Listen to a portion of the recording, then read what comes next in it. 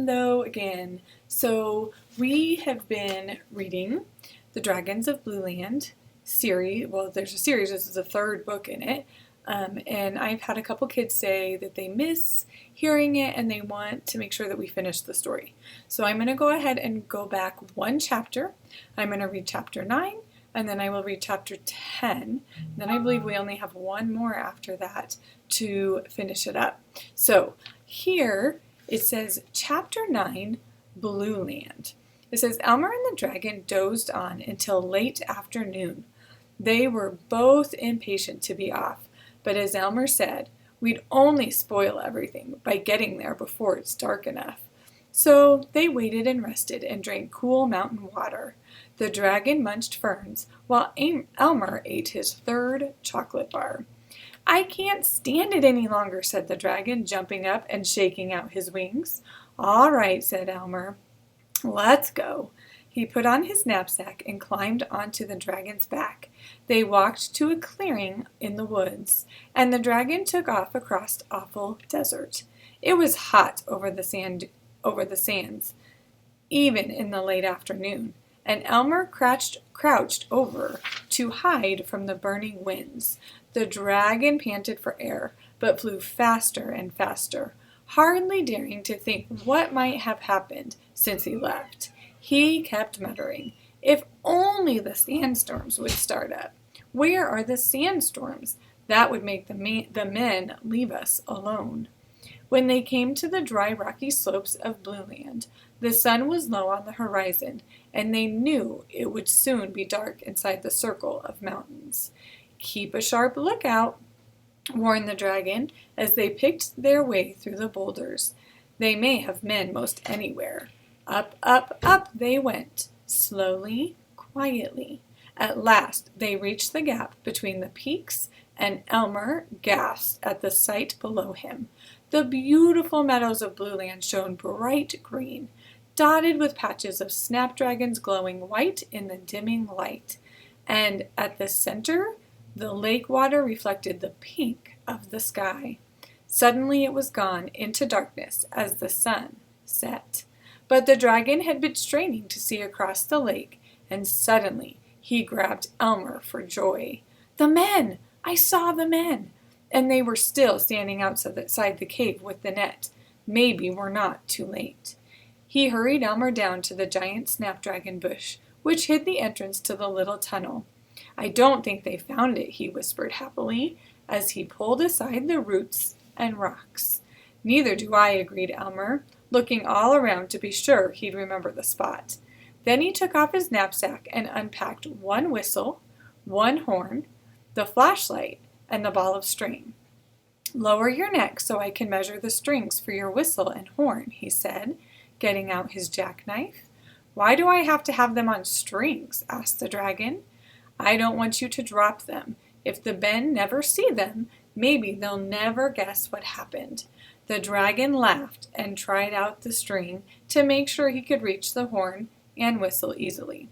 They're fine, he said. Now, I'll wait here until you tell me it's time. Look, the men are building a campfire. They must be having supper. So much the better, said Elmer, as he started down into the tunnel with his knapsack. But how will your family know I'm your friend? Tell them Boris sent you. Boris? Is that your name? Yes, said Boris uncomfortably. I was embarrassed to tell you before. It's no worse than Elmer, said Elmer. I suppose not, and it's certainly not so bad as some in my family.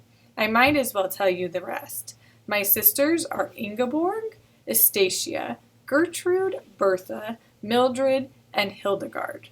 And my brothers are Emil, Horatio, Conrad, Jerome, Wilhelm, and Dagobert. Can you imagine? But hurry, I can't wait to hear what has been happening to them all. Once inside the tunnel, Elmer snapped on his flashlight and shot it over the damp walls. The ceiling was high enough so he could walk easily.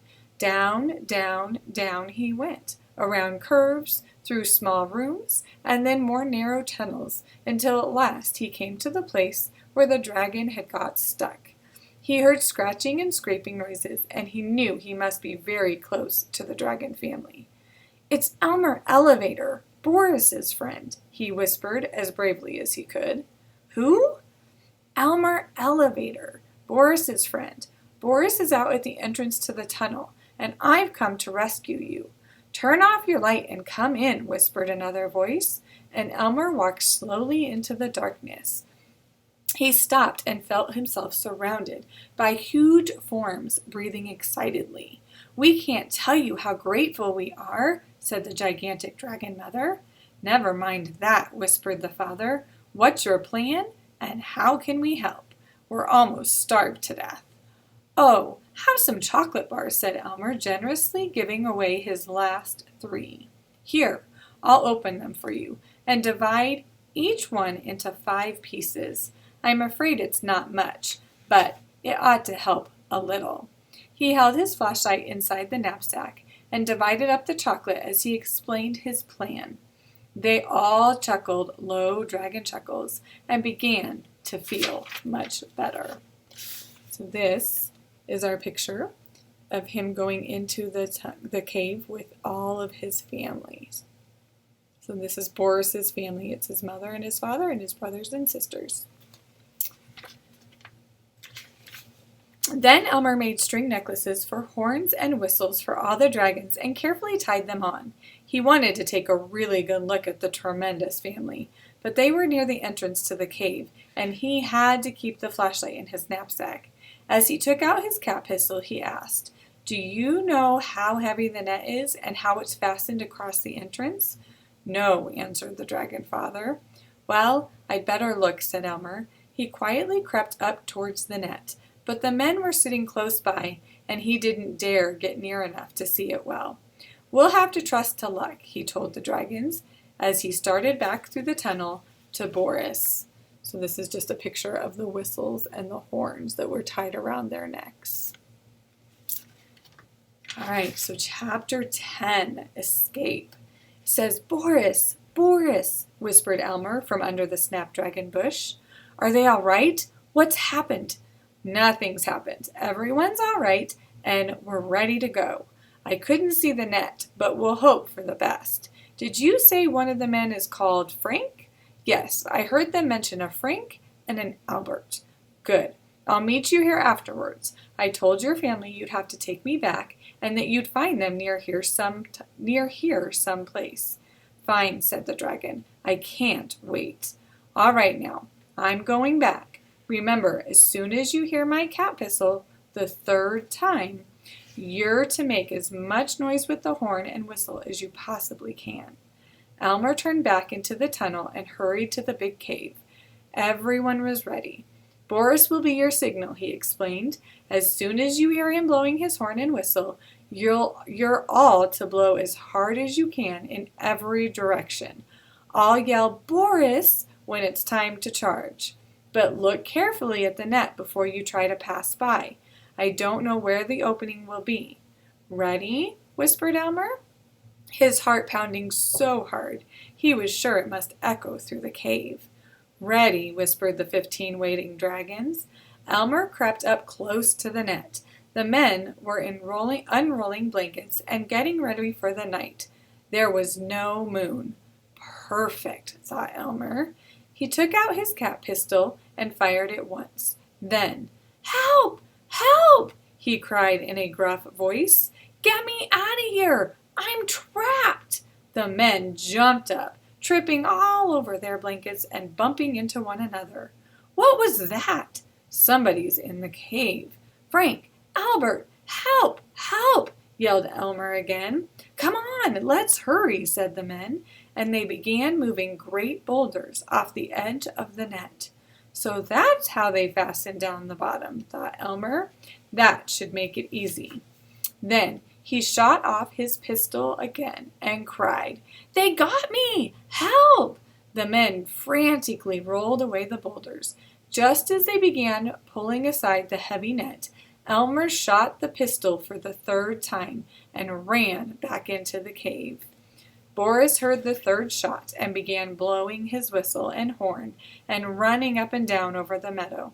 As the noise echoed over the lake, the 15 trapped dragons started in on their whistles and horns. Noise roared wildly through the cave, back and forth across the lake, and echoed madly around the circle of mountains.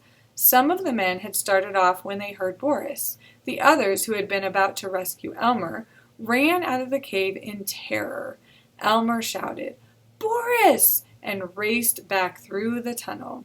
The 15 dragons surged towards the entrance, found where the men had pulled aside the net, and poured through the opening, trampling out the campfire as they came. Into the sky they zoomed, still blowing their whistles and horns. Then they disappeared into the darkness, leaving 13 men scattered all over the meadows where they had fled, and 3 men sitting in the lake water where they had jumped. "What happened?" said Frank to Albert. So this page shows, the dragons and them coming out and those men, and it shows those ones in the lake down here kind of jumping in. So finally they escaped. Yay!